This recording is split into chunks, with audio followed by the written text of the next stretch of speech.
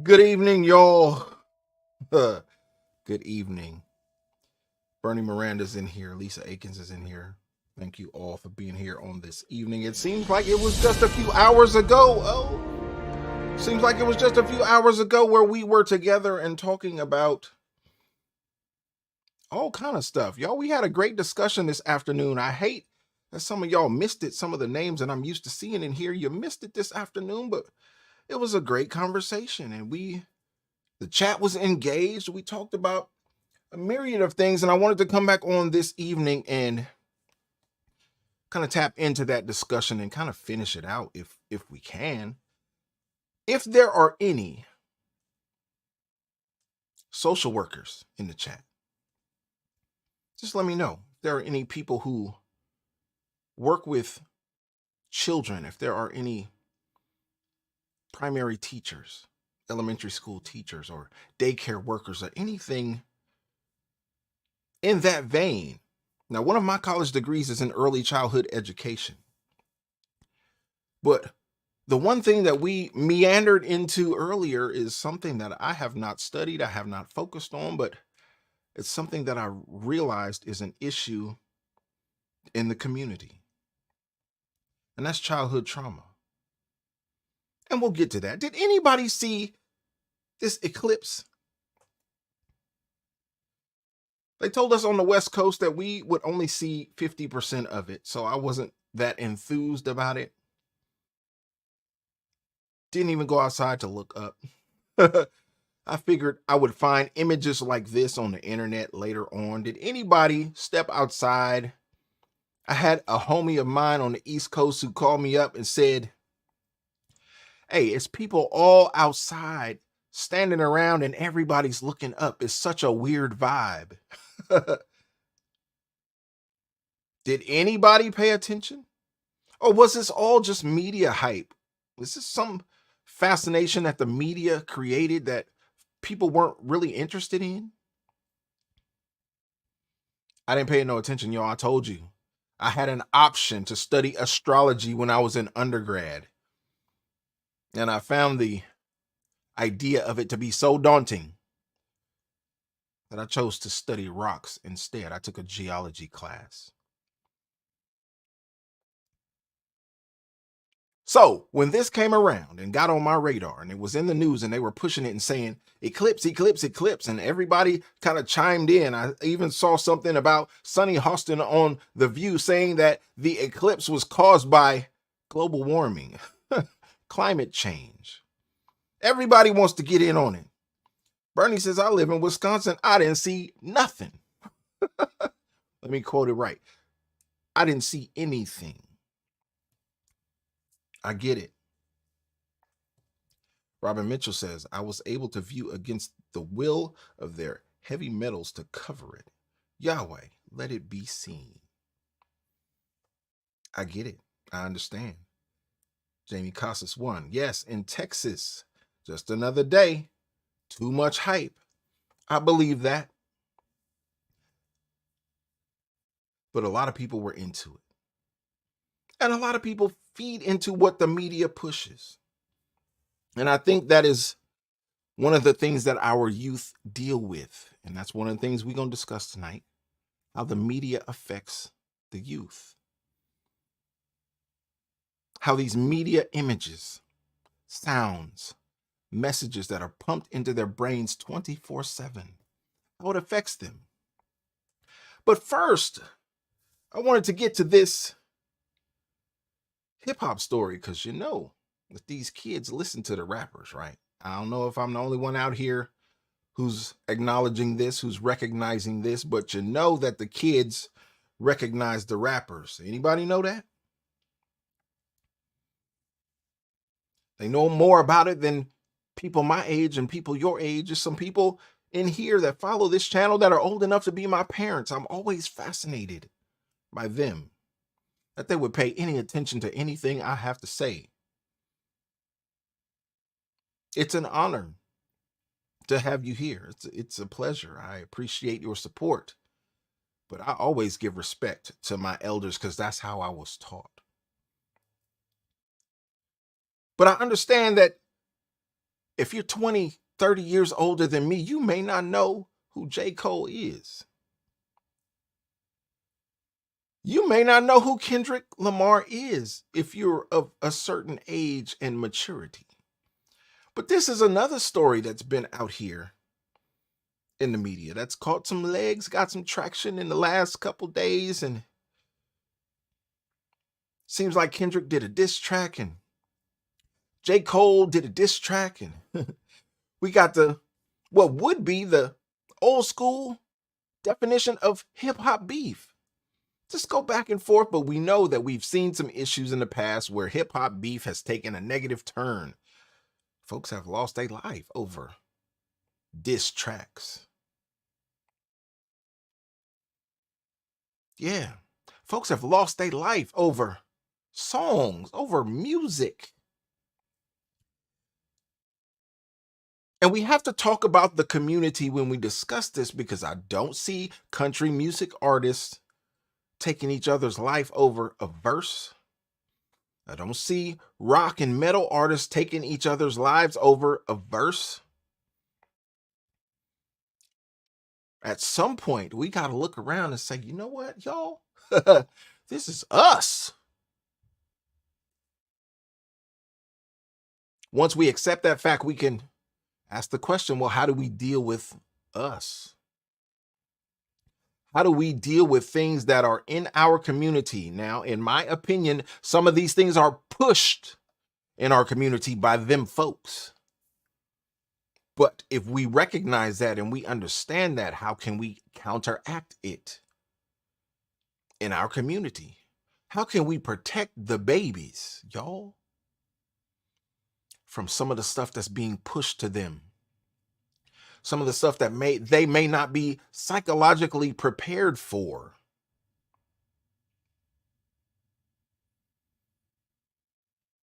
Don't know.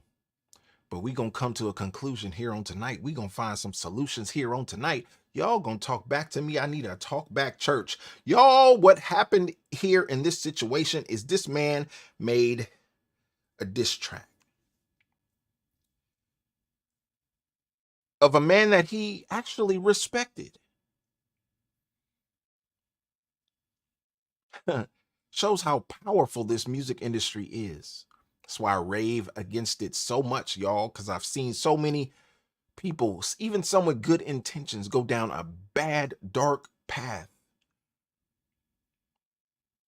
based on the wicked machinations of the game. And here we have J. Cole, who wrote a diss track, who clapped at Kendrick Lamar. And just a few days after its release, came out and apologized. Said, you know what? I haven't been able to sleep. It didn't sit right well. It didn't sit well with me. It didn't sit right in my spirit. My spirit is troubled, y'all. This is not what I do. This is not the energy I have around me. I've been out of the limelight for a while for a reason, and I've been at peace. I've been connected to God. My life has been good. I didn't have to do this, and now here I am, having to apologize for something I did that I regret.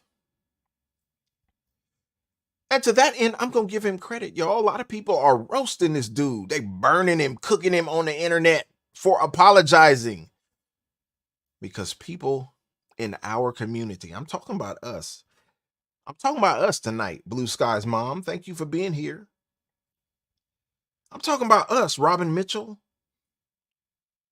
L. Ross. Thank you for being here. I'm talking about us tonight and how we deal with this stuff.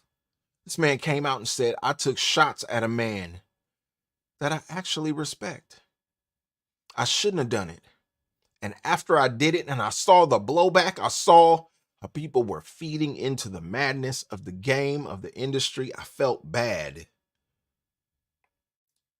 I'm good tonight, Robin. Thank you for asking. This man came out and apologized, and I want to share his apology and we'll talk a little more about it. But I want y'all to grasp what J. Cole was saying in his apology to Kendrick Lamar in what looked like could have been 50, 100,000 people. You can't really see the crowd, but it looked massive, y'all. This was in a stadium environment, and it looked like the man was being sincere. Let's check it out. Me, right? So I'm so proud of that project, except for one part. It's one part of that shit that make me feel like, man, that's the lamest shit I ever did in my fucking life, right? And I know this is not what a lot of people want to hear. I know I can hear my niggas up there right now like, nah, don't do that. But I got to keep it 100 with y'all, right? I damn near had a relapse, right? Because y'all heard some shit that happened 3 weeks ago, however long it was. Y'all heard that bazooka that was dropped on the motherfucking game, right? So all of this time of me moving on my own accord, for the first time I was tested. Why am I tested? Because I got the world and I got my niggas like, what you gonna do, Cole? My niggas like, boy, I must have had 1,000 missed calls. Oh my fucking God. Text flooded, I couldn't even answer my shit. Nigga, it's wartime, right? Niggas wanna see blood. And I was conflicted because one, I know my heart, you know what I mean? And like, I know how I feel about my peers, these two niggas that I just been blessed to even stand beside in this game, let alone chase their greatness, right? So I felt conflicted because I'm like, bro, I know I don't really feel no way, but the world want to see blood. I don't know if y'all can feel that, but the world want to see blood.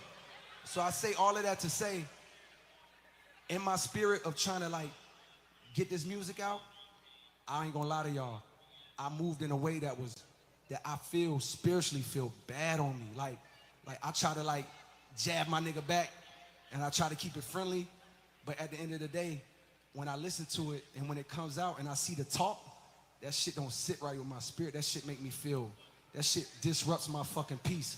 So what I wanna say right here tonight is in the midst of me doing that and in that shit, trying to find a little angle and downplay this nigga's fucking catalog and his greatness, I want to say right now tonight, how many people think Kendrick Lamar is one of the greatest motherfuckers to ever touch a fucking microphone?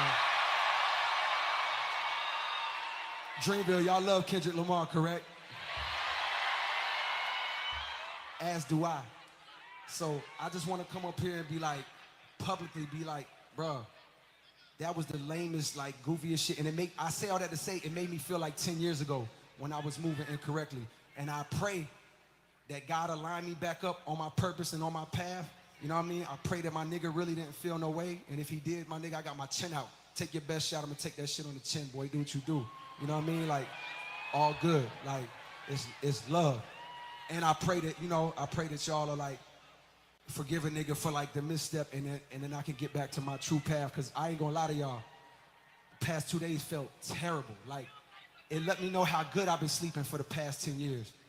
So all of that to say, man, I want to now perform the song that's a reminder to me of getting back on the right path and getting in tune with God. And the name of the song is called Love Yours. I want to do that for y'all right now. All right, y'all. You heard the apology. You heard the presentation of J. Cole. You heard his explanation. And he tried to be polite because I heard the song. And if I can add my 2 cents to it, he cooked Kendrick. he put him on the rotisserie and cooked him. But based on what he's saying here, he didn't mean it. It wasn't real. It wasn't authentic. He didn't mean it at all. It was all industry hype. It was all fake. It was all acting.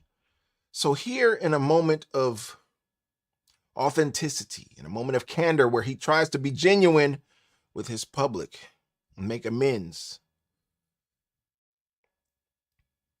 he reveals that song that so many people were into, that vibe that so many people were into, because when we talk about the community, y'all know we like mess. I love y'all like play cousins, but understand that the community, we got to address some issues and some things that are inherent in what we do. There's folks on the internet loving this. They wanted the beef and they roasting him now for apologizing. They're trying to kick him out of the hip hop community and saying, he's not even a part no more because that was fake. And if you're going to apologize, well, then you never should have done it in the first place, because it says that those verses that you wrote were inauthentic. You're shooting at a man who you respect. You're writing battle verses at a man who you actually admire. What can we learn from this scenario, y'all? What we can learn is that we should never make permanent decisions based on temporary emotions. And I say that and I try to impose that on young men as I talk to them and explore their situations and their livelihoods and their struggles and things that they're going through. Never make permanent decisions based on temporary emotions. And that's just what J. Cole did. He wrote that song based on a temporary emotion. And once he let it fly, it was out of his hands, because once you give it to them folks, they gonna do what they do with it. And I'm sure at this point, at this moment where his spirit is troubled and he say he can't sleep at night because he's seeing the conversation and seeing the blowback, seeing the repercussions of his actions, the dude is saying his spirit is troubled. His relationship with God is off kilter. He just want to go back to where it was when he was hanging out in the cut, when he was chilling with God, had a prayer life. Things were good. Wasn't even entertaining y'all. Wasn't dealing with none of this. Can I just go back there? Robin Mitchell says social BS is grooming our children to act on their feelings and their truth. Well, Robin, since you went there, since Robin opened the door, y'all, who was the guy who told our children they could be whatever they feel? Since Robin opened the door. I didn't do this, Robin. This is on you tonight. Who was the guy who told our children, if you feel it, it is real? If you like it, it's real. If it feels good, do it. If it feels great, do it in the middle of the road. I don't care. Whatever you feel is real. We will accept it. Who told our children that? Robin, I know you know. You in here tonight. You heavy in the room tonight. I feel your spirit, Robin. Blue Sky's mom is with it. She knows the answer. Who told us that if you feel it, that's what it is? Don't matter what you were born with. Nah, that don't matter. It only matters what you feel. Don't matter what you cut off. Oh, there it is, y'all. I just saw it. Kofi, let me put it on screen because Kofi nailed it. Thank you, Kofi. Uh-oh. Robin came in after. Let me get that right. Robin said the adversary. Okay, yeah, we can call him the adversary, but Kofi called him by name. So let's get it right. Let's understand who we talking about.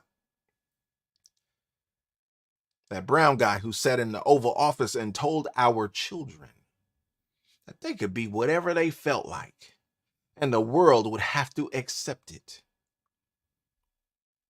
You don't like them body parts? Cut them off. It's okay. You want to add some new body parts? Okay, go see a doctor.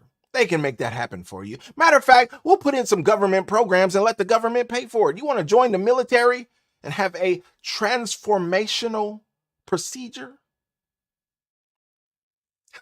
We'll make the military pay for it. You go to prison, the prison system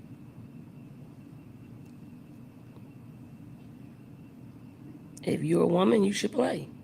If you consider yourself a woman and you want to play sports or vice versa, you should be able to play. That's my opinion. You want me to go deeper? Do you think transgender women should be able to participate That's your question you college want me to basketball? ask. I mean, you want to ask, so I'll give you that. Yes. Yes. So now the barnstorm of people are going to flood my timeline and be a distraction to me on one of the biggest days of our game. And I'm okay with that. I really am. She got ambushed, y'all. I agree, Robin.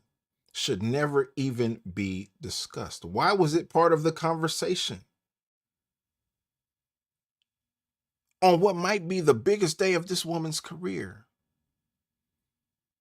When an undefeated season in a national championship, you gonna stand up and ambush her with a question like that? She obviously wasn't prepared for it in that gotcha moment.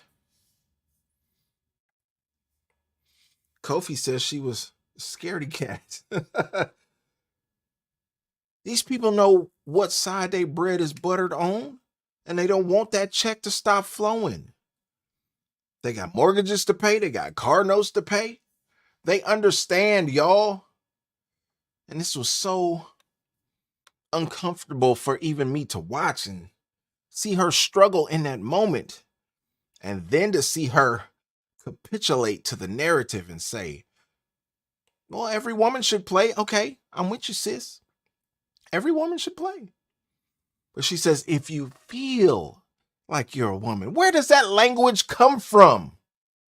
Well, we've already answered that question tonight. We know where it came from. On a national level, on a governmental level, where they spread that narrative. If you feel it, then it is so. Alexandria said, folded. Ooh.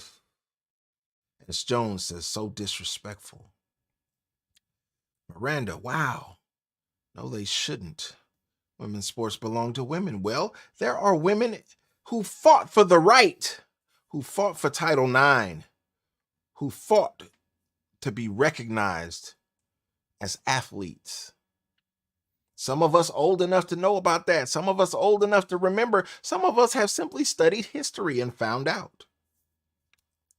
But her in this moment, now I'm going to give her a little bit of credit, y'all, and you don't have to go with me on this. I understand if some of y'all don't agree, but she was ambushed. She didn't see that question coming. But I need somebody on her staff. I need somebody at that university. I need someone on her team to put that in her mind, just feeling the pulse of society and knowing where these leftists are going, especially in an election year. How could you not see it coming? You got to be prepared for any and everything. And speaking on matters like that, of being prepared for any and everything, y'all, I brought you here to continue our conversation on childhood trauma. And that's not what we meant to talk about earlier today, but somehow we meandered off into that topic and got to touching on that thing. And I felt some kind of way because my heart is with the children. I talk to them on a regular. I counsel them on a regular. They reach out to me through social media on a regular. And I respond. I get to interact. I try to sow into them. I don't have time to respond in book form with big paragraphs of answers, but I try to point them in the right direction if I can, if I'm knowledgeable on the subject. A lot of times they just hit me up about music because they know my background, they know my history, but I try to take that musical conversation as I do with the ones that I interact with in person. I try to steer them in a direction that would be helpful. But I need us as a community to get a better understanding of who these children are. Because if we fall into the societal narrative, if we fall into the mainstream media narrative, we will look at these kids, y'all. We won't see nothing but criminals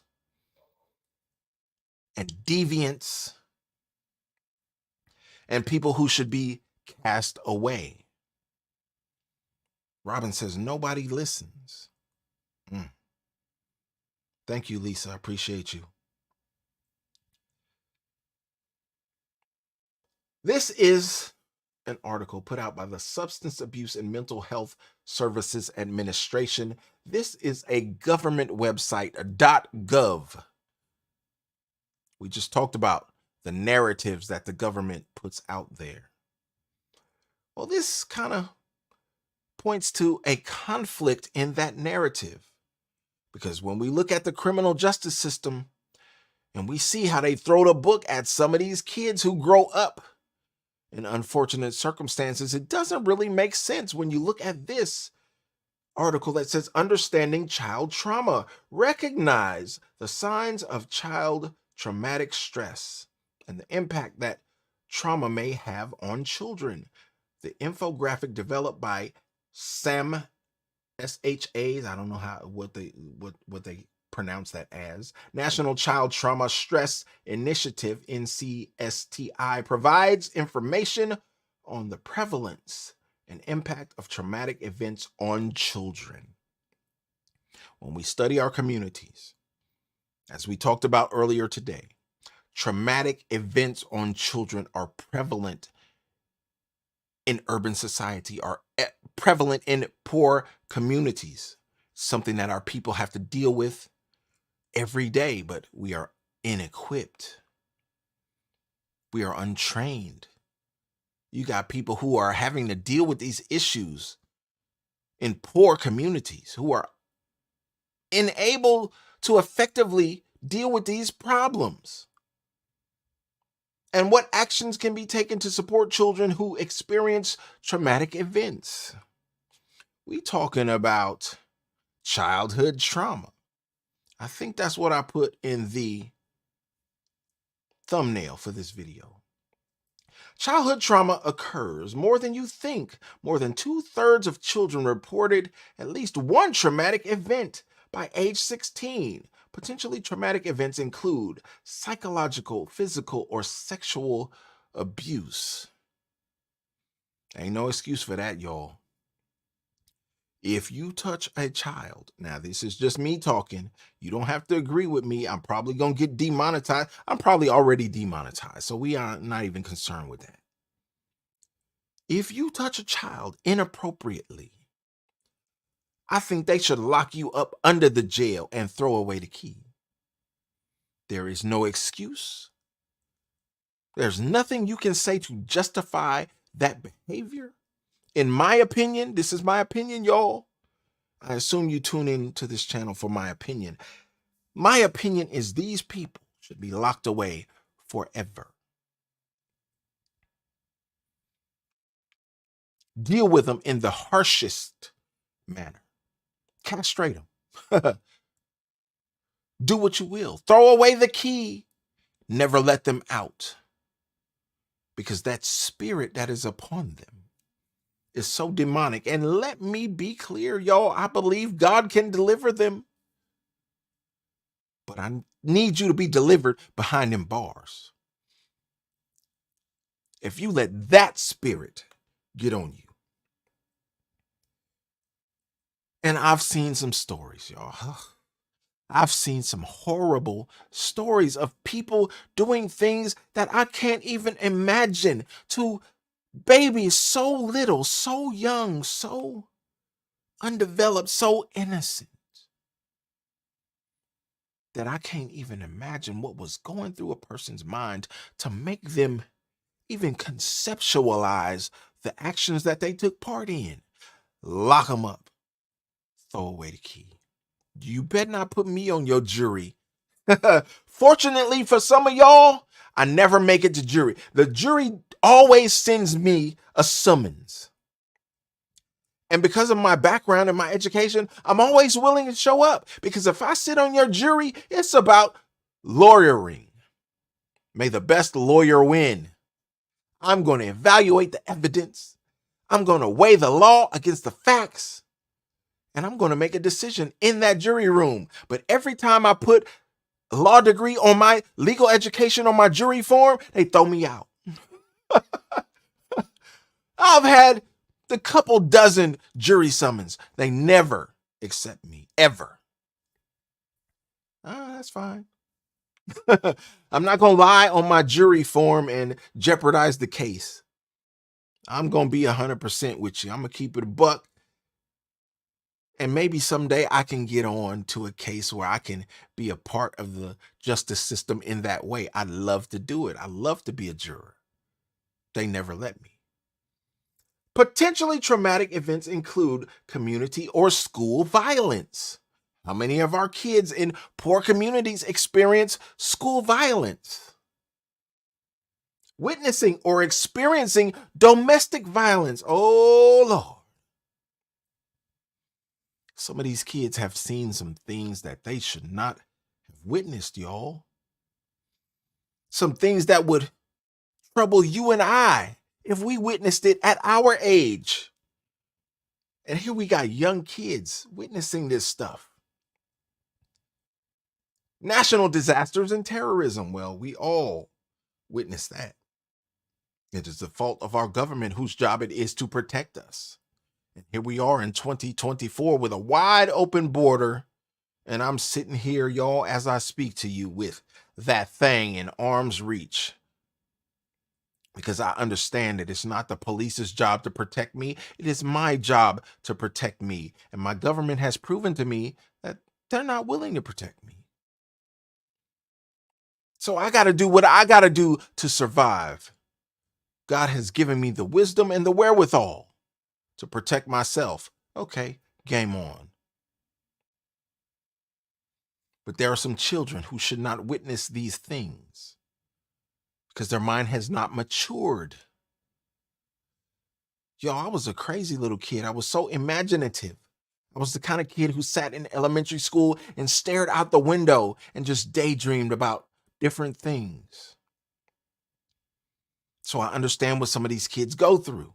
Sometimes your mind is not there. Sometimes you wish you had alternative solutions. When I got older, I met a bunch of musicians who had went to a school of the arts.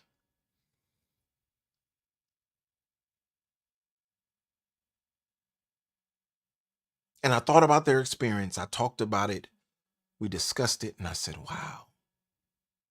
Once I matured, I had to be early 20s at that point. I was already married with children in my early 20s. And I said, wow, had I been at a school of the arts, how different would my early education have been?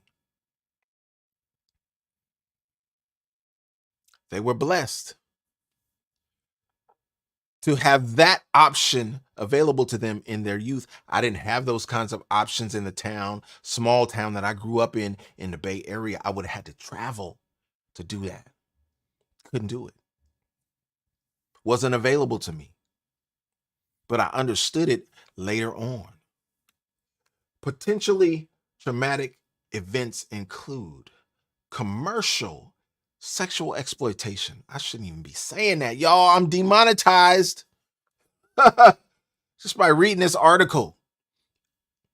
Just trying to make a point. But these things happen to children all across this country at a young age. And when you look at some of the things that are being reported on this open border and some of the children that are being exploited on the border, folks showing up to the border, y'all. It's 2024. Folks showing up to the border carrying kids that ain't theirs. I'm not even going to take the time to find a video. Y'all Google it. Y'all find it. I saw a video of a man who pulled up to the border and was like, yeah, I want asylum. This is my kid. They like, oh, yeah, that's your kid? What's the kid's name? Dude, spit out some name. He said, oh, what's the kid's birthday? He made up some date in 2023 as he was pulling up in 2023. They like, oh, really? How old is the kid? 4? This is obviously an infant that's only a few months old. Where you get this baby from? Y'all, there's some trafficking going on. Ain't nobody talking about it. Some shenanigans going on. Ain't nobody trying to talk about it. There's some foolishness going on, and your federal government is allowing it. Potentially traumatic events include sudden or violent loss of a loved one, refugee or war experiences. Sorry, y'all, I'm moving along. We deep off into this. I'm trying to get through the subject matter. Military, family-related stressors, deployment, parental loss or injury. We talked about PTSD earlier in a military context. I've had family members that have been deployed who have come back clearly different. Can we call it that? Different? PTSD, post-traumatic stress disorder. The different, something ain't right. That ain't the cousin I knew. That ain't the friend I knew. Something is different. Something is troubling them. Something is bothering them. Something is different. They're not the same. That is PTSD. And the government who trained them to be soldiers, who trained them to be warriors, who sent them out on a mission that they were prepared for. They got out there and still got messed up with all that training, with all that weaponry. They were warriors. They were ready. They were prepared and still came back broken, messed up. Okay, let me get through this list. Refugee or war experiences, military family related stressors, physical or sexual assault, neglect, serious accidents or life-threatening illnesses. Y'all, can y'all see? I think y'all can see where this story is coming from. Look up the story. Read through it because I don't want to keep y'all all night on this. But I was going somewhere. And I wanted you to understand the description of childhood trauma. Because we have so many kids in the hood who experience these kinds of trauma every day. And as a community have to figure out how to help them, or else society will continue to devolve. Specifically, the Black community will continue to devolve into chaos. Because these kids who come up with this childhood trauma, they will continue to grow into teenagers, continue to grow into adults. And that trauma that they experienced as a child. Old folks used to say, whatever's in you gonna come out. Well, if that stuff is implanted in them in their youth, at some point in their teenage years, or even in adulthood, it's gonna come out. Robin says, rebuke, an amazing tool. Bernie says, this is heartbreaking. Alexandria says, it boils my blood. But this is real talk, y'all. This is what the community is dealing with. So I bring it up only to speak on the fact that when these kids are brought before the criminal justice system in this country, let me get this off of here. Sorry, y'all.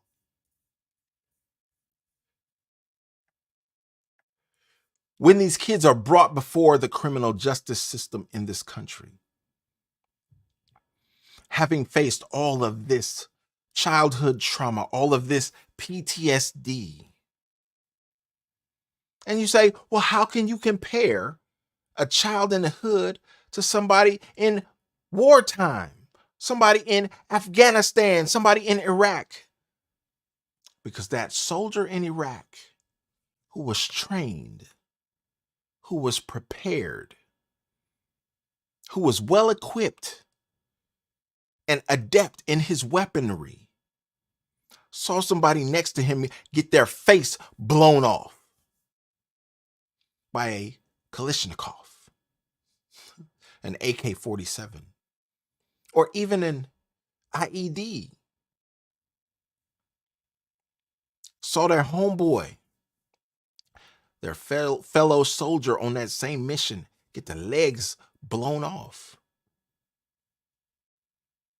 by a mine that they stepped on or ran over.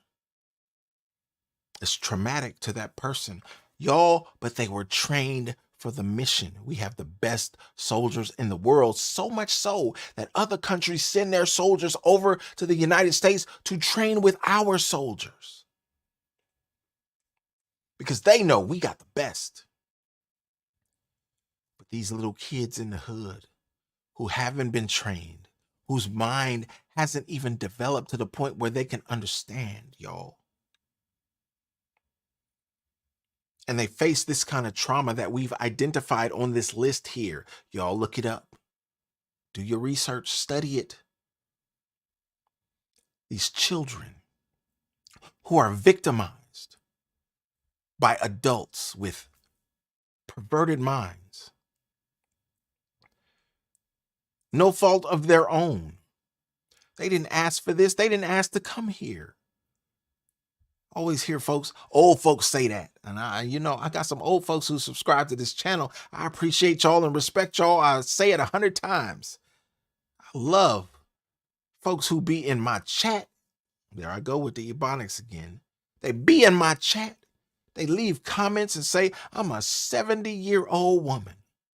I'm an 80-year-old man. I love those comments. I don't know what compels y'all to say that to me. But it informs me of who I'm talking to and who I'm getting feedback from. Blue Sky's mom says, I'm an old folk. I don't even believe you, Blue Sky's mom. That is not the truth. But we see all this list of trauma, y'all. It can come in so many forms. Now we have soldiers that we send overseas who are prepared for this kind of trauma. We train them for it. We train them for war, and then we send them to war, and we welcome them back. Hopefully they're not coming back in a flag-draped casket. So we don't have to look at this geriatric president who keeps checking his watch as those caskets come off of that plane. Y'all know who I'm talking about. But if these soldiers can go overseas and experience these things and be so damaged when they come back that we classify it as PTSD, how so are these children damaged? They're unprepared for this. They still trying to learn they multiplication tables, y'all. They still taking spelling tests in elementary school and yet have seen their peers, their family members shot and killed in cities like LA, cities like Oakland, San Francisco. I mentioned those cities because I'm on the West Coast, but we can take it further, y'all. You can go to Houston, you can go to Dallas, you can go to Chicago. You can go to Tampa, you can go to Jacksonville. I just reported on a story in St. Pete, Brooklyn, Queens, Milwaukee, all over this country, y'all. It's occurring to children. Blue Sky's mom says she's 63 going on 40. Salute, mama. Appreciate you. What do we do as a community? How do we help these children? It seems like our government doesn't care. Because resources that could go into this problem to fix it, y'all. Try not to snap because I get emotionally involved in topics like this. Robin Mitchell says 64. Salute, Robin. Thank you for being here. 64 is not quite old enough to be my parent, but you close. My mama just turned 71.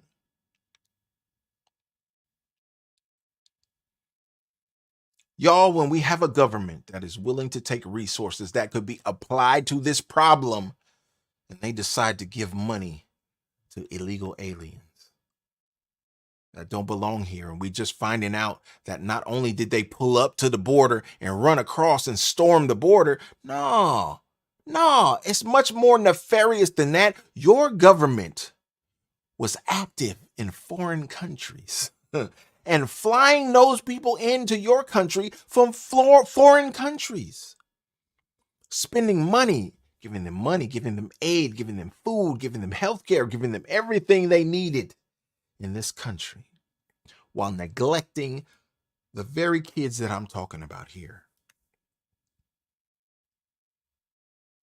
It's unfortunate. But we know if your government is not going to step up, it's going to be up to us in the community. We got to make a difference. We got to step up. We got to find a way. And as I sit here now, I don't have the solution. And I don't even believe there's one solution. I believe there's many solutions that can take place, because ain't none of these hoods the same, y'all. You go from community to community, and they all got different issues. East Coast is not like the West Coast. West Coast is not like the Midwest. North is not like the South. We got to find solutions in every one of these communities to make a better life for our children who are facing this trauma. And it seems like our government doesn't care. They got other priorities, if you understand what I'm saying. Don't matter. I'm already demonetized.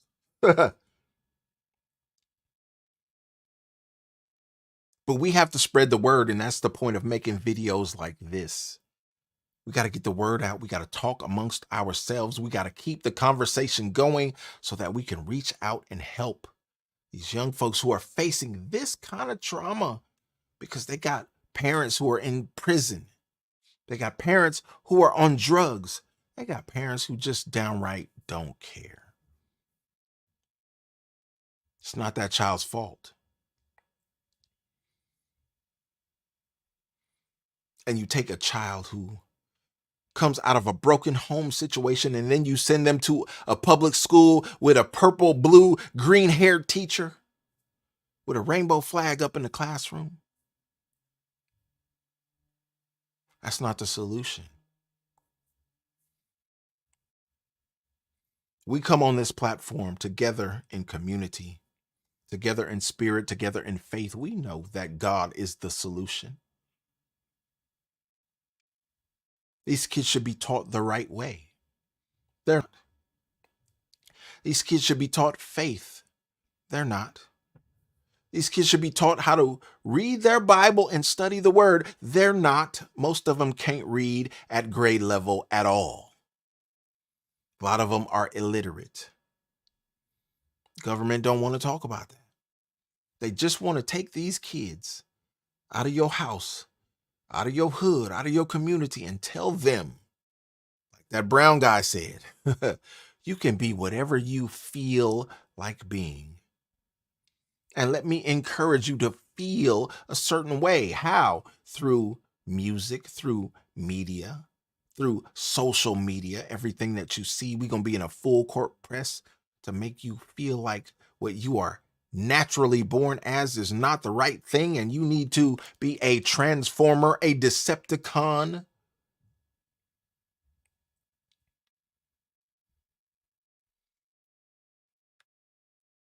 These are the facts, y'all. This is what we're dealing with. I hope you explore some of these avenues of trauma, because at some point in your life, you're going to come across a kid. It may not be your own child, but if you're active in the community like I am, you're going to come across a child that's dealing with some of this. You're going to come across a child who's dealing with probably multiple of these bullet points, and you're going to say, hey, that child looks a little different, a little reserved. Something's going on there with the personality. Maybe I can get in there and talk to them and sit them down and kind of feel what their situation is. And you're going to find out after talking to that child and gaining their trust, which takes time. I know a lot of people don't have the time to invest into a child and you say, this is not my child, I'm just trying to do a good work, you don't have the time to invest. But if you do, and you get that child to open up and you gain their trust, you're going to see multiple bullet points here busting out. And you're going to say, oh my goodness, this child is 12 years old and been to several funerals of their friends. Oh my goodness, this child is 14 years old and carries a gun. Oh my goodness, this child is 15 years old and has robbed multiple people and convenience stores just to get something to eat because their mama is on drugs. Their daddy is dead. And they mad about it because they ain't never met the dude. They trying to figure out who they are. In these teenage years with all these hormones racing, all these emotions. They don't know how to deal with it. They don't have anybody to teach them how to deal with it and how to develop. It's just a bunch of weird stuff going on. And then, after all that, we have a criminal justice system who doesn't understand that some of these kids are going through childhood trauma.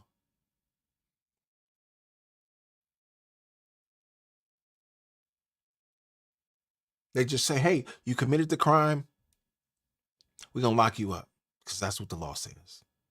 No consideration for anything. We have attorneys who argue that kind of stuff in court and say, hey, can y'all have a little mercy because my client has been through this, that, and the third? Can we take this into consideration? Don't always happen that way. Often it doesn't happen that way. So what are we going to do? Are we going to reform the system or are we going to reform the children? What's easier? Since we talking about it, we've been on here an hour. We're going to get off, y'all. I don't like to hold y'all long. I can be verbose at times. I understand it. But what are we going to do? Is it easier to transform the system or the kids? Some of these kids crazy. I know it don't sit well with y'all. It don't sit well with me, but it's the truth. Some of these kids crazy. And some of them, in my opinion, have a right to be crazy.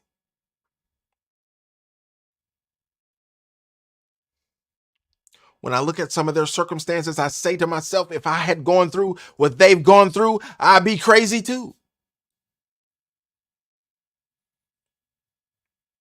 But the system is not structured so as to treat these children with the treatment that they deserve, having gone through this childhood trauma. Some of the things that a child should never face. Bernie Miranda says case by case. I can't disagree with that. I agree with you, case by case. But you have a system that doesn't treat it case by case. You have laws that are passed that don't treat it case by case. Laws that say if you do this, here's your punishment. Flat out. We don't care what you've been through.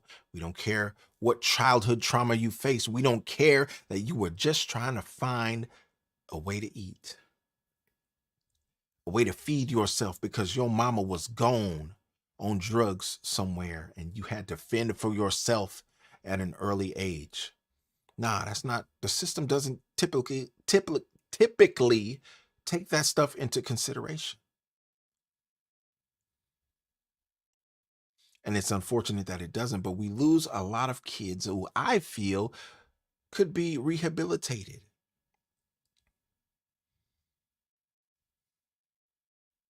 You know, I saw a study once, y'all, and I'm going off track here. I apologize. I digress. They took a child who was not of African descent and they put that child with an African family. They took an African child and put that child with a European family. It was a science experiment. I don't know who authorized it, but it happened, and I saw the results of it, and lo and behold, This little African child who grew up with this European family. It was only for a few years. Only the child may have been 7 by the time they did this report. Grew up for a few years with this family. The child from the African family had developed certain habits. The child from the European family had developed certain habits. Now, they didn't pluck these children from families. I believe they took them out of orphanage type situations and just placed them in the circumstances in order to document their growth and progress. And you've seen how, based on this study, how certain children grow up differently based on their socialization and the people they are around, their environment that they grow up in. It's not about color, y'all. A lot of people get this confused, get it twisted. It's not about color. It's not about race. We got folks who like to push that race issue just to get us all fighting and beefing with each other. That is not what it's about at all. Because you can take a black child, put him in a European situation, and he grows up European. That's all he knows. It's about socialization. You take a European child, put him with this African family, and he grows up in that African environment. That's what he knows. So, what would happen? I told y'all I ain't got no solutions. We just throwing it out there for community consumption. What would happen if y'all took some of these gun-toting thugs? That's what the media calls them. I call them children. But you take some of these thugs, some of these gangbangers, some of these drug dealers, some of these carjackers, and you pluck them out of their community and put them in a totally different environment. What would happen to that child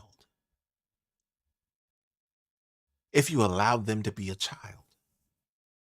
What would happen to that 10-year-old if they didn't have to act 16?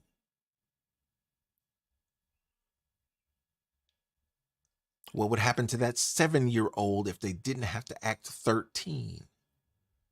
They could just be a child and develop as children should develop.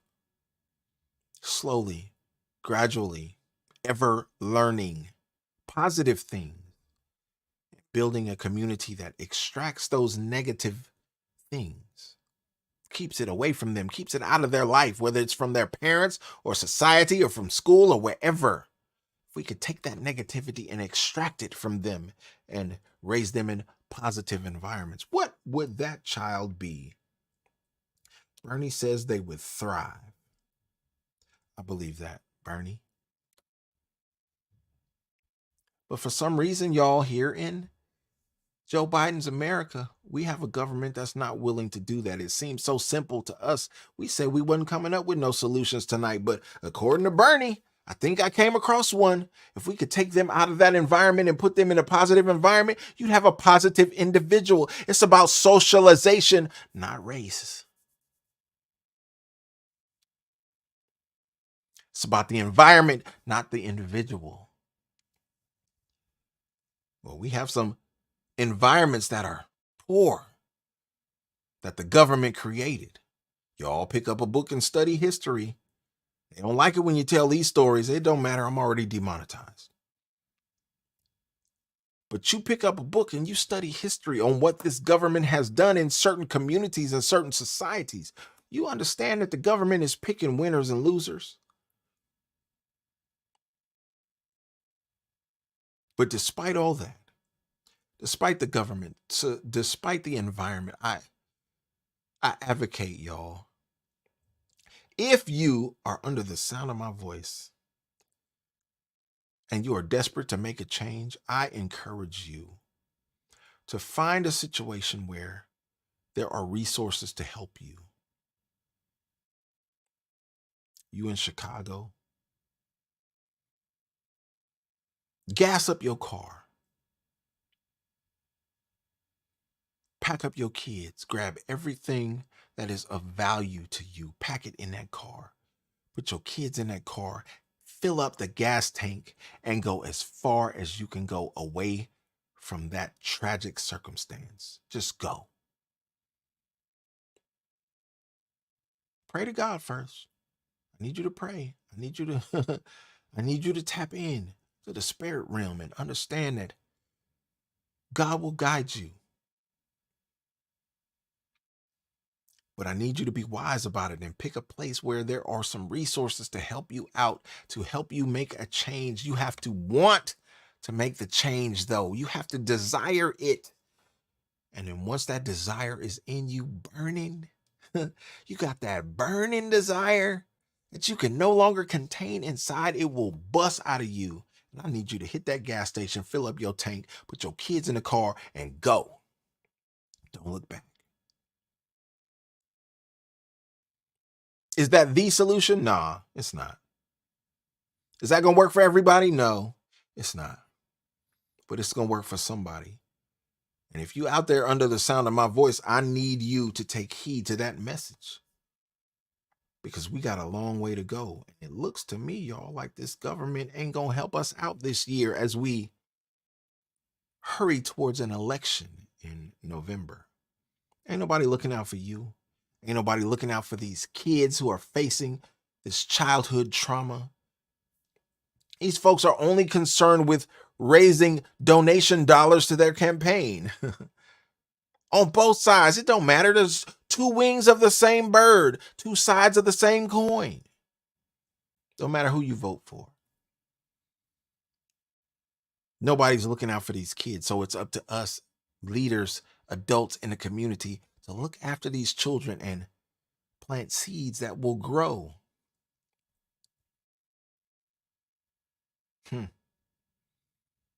We have to plant seeds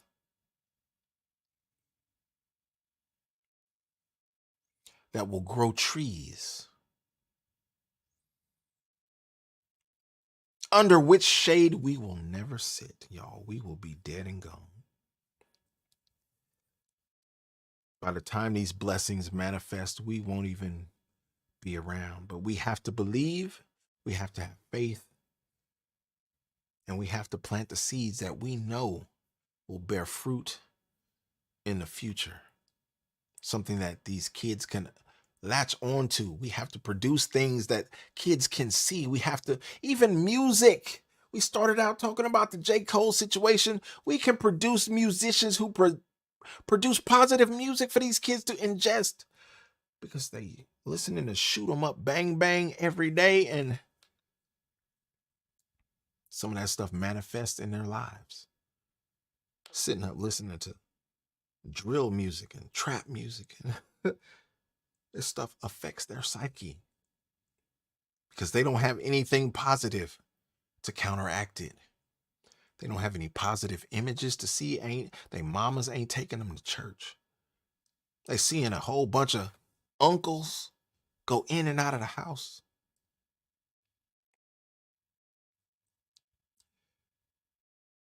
I ain't trying to bring y'all down tonight. I apologize for this topic. I just wanted to tap into what we started talking about earlier today. We tapped into this topic, and I don't know how we got there. We just meandered that way. It happens, y'all, when I go live, and I'm trying to get more comfortable with going live. I'm going to do it more often. I enjoy it, y'all. I appreciate y'all being active in the chat and communicating and talking back to me. I got to talk back church. I appreciate y'all being a part with Robin and Bernie being in the house and High Tolerance being here. I appreciate y'all participating in Blue Sky's mom and Alexandria in the house and T. Deanna Jones. Thank you. I appreciate y'all for being a part.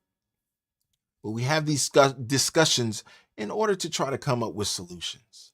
We're going to kick this thing around, y'all. And I invite you, like I do every time, to share the video so we can get more people involved in the conversation. That's the purpose. We talk about things. We keep the conversation going. We kick around ideas, and eventually we're going to come up with solutions. Our community will continue to grow. We will continue to bounce these ideas off each other. I learn from you, you learn from me, and eventually we're going to come up with a solution. I believe that. I'm prayerful for the community. I'm always praying for the community. Y'all know I'm a news junkie, so I'm always seeing stories that cause me to just pray like, oh my goodness. We down bad in this city and that city and that city. Oakland. Oh, Los Angeles. Houston, Chicago. There's stories everywhere, y'all. All over the country. People are experiencing this. I hope that we can do better as a community. I hope we can do better as Christians. I hope we can learn from each other. Robin Mitchell says, Matthew 18, 1-7. Thank you for that. We always need scripture. Eva's in the building. Thank you for being back, Eva. Thank you for coming back. I appreciate you. I hadn't seen your name, and when I saw you earlier, you made me feel good. Eva, with what you shared with the chat earlier, you made me feel good. You made my day. Mrs. Ma'am, I appreciate you being back. I appreciate your support. That's what we about over here. We trying to uplift. We trying to build. But it's going to take all of our effort. It's going to take all of our support. It's going to take all of our hard work. Oh my goodness. Hard work. Bernie says, keeping hope alive. I hope so. But that reminds me of old Jesse Jackson and how he used to put that out there and shake down the community with the whole keep hope alive narrative. Y'all, that's a whole nother live. We'll talk about that at another time. About these charlatans that come into the community. I call them poverty pimps because they profit off of our poverty in the community. Sometimes they take the form of community advocates. Sometimes they take the form of some of your favorite pastors and preachers. We'll talk about them in another video, but I ain't going to hold you on here. I've already been on longer than I wanted to be. Kofi says, Messy Jesse. Ooh, ain't that one? Ain't that something? Messy Jesse. How about Al Sharp Tongue? You heard of that one, Kofi? That's another one. There's a few others out there. It seems like these are getting older. They're becoming elder statesmen. And I'm keeping my eye on the scene to see who else steps up to fill those shoes. These are the poverty pimps who profit from keeping y'all in line, who profit from keeping poverty in your community. Why? Because the government pays them to be a loud voice over the community. The government pays them to keep control over the folks in the hood. We know what it is. We know what it is. And we are working under the radar to counteract this devilment. I hope y'all got something from this live, and I appreciate each and every one of y'all for being here tonight. I ain't gonna hold you forever. As I look out my window here, my sun is still out, y'all. It is 7:17 on the West Coast, and I still got the sun out. You know what that means? That means I'm gonna hop on my bike, ride a few miles, and try to work on my figure. And I'll see y'all on the next one. I appreciate your support. I love each and every one of you. Thank you for being here, y'all. Can't thank you enough. And I'll be back to see you on the next one, and we'll get it in all over again. Y'all spread the word. Don't forget to like the video on your way out. But spread the word and share the video so we can get more people involved in the conversation. Like I always say, y'all always remember and never forget, without the gospel, it's just chops. Until next time.